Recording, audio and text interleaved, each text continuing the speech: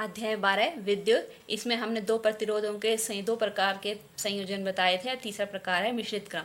पहला प्रकार क्या बताया था? श्रेणी क्रम संयोजन। दूसरा प्रकार क्या बताया था? पार्श्व क्रम या समांतर क्रम संयोजन। और तीसरा प्रकार क्या बताया था प्रतिरोधों का?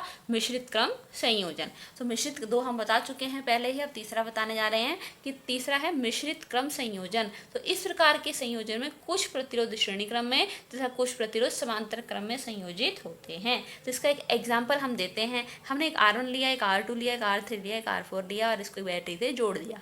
तो ये दोनों आपस में श्रेणी क्रम में हैं, ये दोनों आपस में श्रेणी क्रम में हैं। तो इन दोनों श्रेणी क्रम के जो प्रतिरोध हैं इनको तुल्य प्रतिरोध के बराबर मान लिया, R5 के बराबर। और R3 और R4 का तुल्य प्रतिरोध श्रेणी क्रम में कितना हो गया? R6। तो अब R5 और R6 बन गए, यानी इन दोनों का तुल्य प्रतिरोध हो गया R5, इन दोनों का तुल्य प्रतिरोध हो गया R6। कैसे आया? R5 क्या है? R1 प्लस R2 और R6 क्या है? R3 plus R4।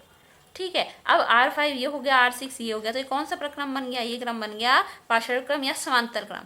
ठीक है, अब समांतर क्रम में इसका तुल्य प्रतिरोध निकालना है तो कैसे निकालेंगे? मान लेंगे वो का 1/R बराबर, तो 1/R5 प्लस 1/R6, तो 1/R5 करेंगे और उसको 1/R6 से जोड़ देंगे, फिर क्रॉस मल्टीप्लाई वगैरह करके R का मान निकल जाएगा। तो जो R का मान निकल के आएगा वो इस मिश्रित क्रम में, इस मिश्रित क्रम संयोजन में तुल्य प्रतिरोध होगा। तो मिश्रित क्रम संयोजन क्या होता है? जिसमें प्रतिरोध श्रेणी क्रम में भी होते हैं और समांतर क्रम में भी होते हैं। तो इस प्रकार के संयोजन को हम मिश्रित क्रम संयोजन कहते हैं। मिश्रित क्रम संयोजन में सवाल लेते हैं अध्याय 12 विद्युत का। तो पहला सवाल है मिश्रित क्रम में संयोजन का, प्रतिरोधों के संयोजन का, कि निम्न परिपथ में ज्ञात कीजिए। तो ये परिपथ दिया रहेगा एग्जाम में और इस परिपथ में क्या ज्ञात करना है? पहला पॉइंट निकालना है ए व बी बिंदुओं के बीच तुल्य प्रतिरोध, यानी ए और बी बिंदुओं के बीच में तुल्य प्रतिरोध क्या होगा। दूसरा पॉइंट है परिपथ में धारा निकालनी है। और तीसरा क्या करना है? 3 ओम प्रतिरोध के सिरों के बीच में विभवांतर, यानी हमें क्या करना है? हमें 3 ओम के सिरों के बीच में, इसके सिरों के बीच में विभवांतर निकालना है। तो प्रतिरोध अब देखेंगे, हम बनाएंगे इसे फिर से दोबारा से, क्योंकि इसमें मिश्रित क्रम कैसे है, ये और ये समांतर क्रम में है। अब इन दोनों के समांतर क्रम को तुल्य प्रतिरोध R मान लिया, तो इन दोनों को हम अलग से निकालेंगे। तो तुल्य प्रतिरोध क्या होगा? प्रतिरोध तुल्य प्रतिरोध कौन कौन से? 2 ओम व 2 ओम का तुल्य प्रतिरोध कैसे निकलेगा? 1/R मान लिया हमने, इसको मान लिया 1/2 और इसको मान लिया 1/2, तो हाफ कितना हो गया? 1 ओम हो गया। R कितना आ गया? क्रॉस 1/R अगर 1 के बराबर, 1/R अगर 1 के बराबर है, बराबर 1 है, क्रॉस मल्टीप्लाई करेंगे तो R आ जाएगा 1, तो ये हो जाएगा 1 ओम। ठीक है, 1/2 प्लस 1/2 यानी हाफ प्लस हाफ 1, यानी 1 ओम आ जाएगा। अब ये तीनों श्रेणी क्रम में हैं, तो इनका तुल्य प्रतिरोध कितना होगा? तुल्य प्रतिरोध को मान लेंगे R'। तो ये क्योंकि तुल्य प्रतिरोध श्रेणी क्रम में निकाल रहे हैं हम, तो श्रेणी क्रम में निकालने के लिए क्या होगा? फॉर्मूला क्या होगा? R' मान लेते हैं। R' बराबर 3 ओम प्लस 1 ओम प्लस 1 ओम, क्योंकि इसका आखिरी सिरा इसके पहले सिरे से जुड़ा है, इसका आखिरी सिरा इसके पहले सिरे से जुड़ा है, तो इसको हम श्रेणी क्रम में कहेंगे। तो श्रेणी क्रम में तीनों का तुल्य प्रतिरोध R' मान लिया, वो क्या होगा? 3 ओम प्लस 1 ओम प्लस 1 ओम, यानी 3 प्लस 1 प्लस 1, तो कितना हो गया? 3 और 1 4 और 1 5, तो कितना आ गया? 5 ओम। तो पहला आंसर तो ये हो गया। तो क्या निकला था? पहले का आंसर निकला था R' कितना आ गया था? 5 ओम। अब दूसरा पॉइंट है, दूसरे पॉइंट में क्या निकालना है? परिपथ में धारा। परिपथ कौन सा? ये वाला परिपथ।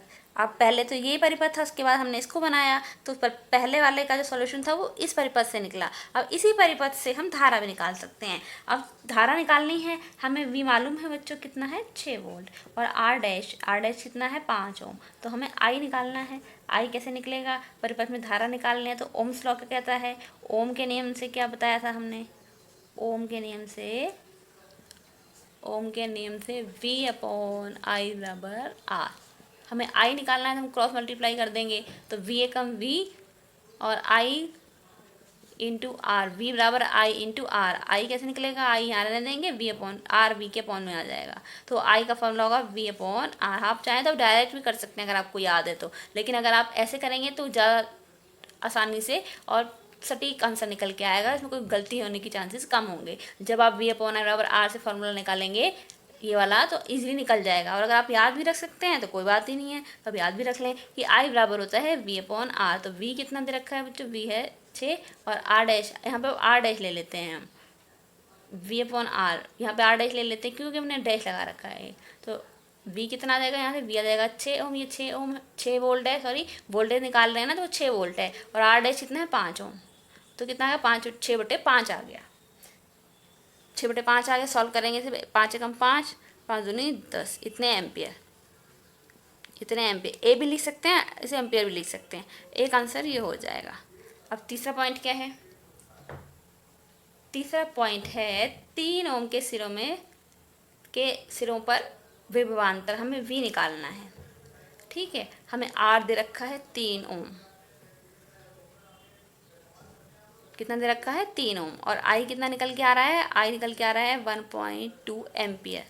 तो हमें वी निकालना है, तो वी कैसे निकलता है, आई इंटू आर। आई कितना है 1.2, आर कितना है 3 ओम, 12×36 और 1 के बाद दशमलव, तो 3.6 वोल्ट। तो आंसर कितना हो जाएगा, आंसर हो जाएगा V बराबर 3.6 वोल्ट। एक आंसर ये हो जाएगा, एक आंसर ये हो जाएगा, और एक आंसर अभी हमने पहले निकाला था तुल्य प्रतिरोध का।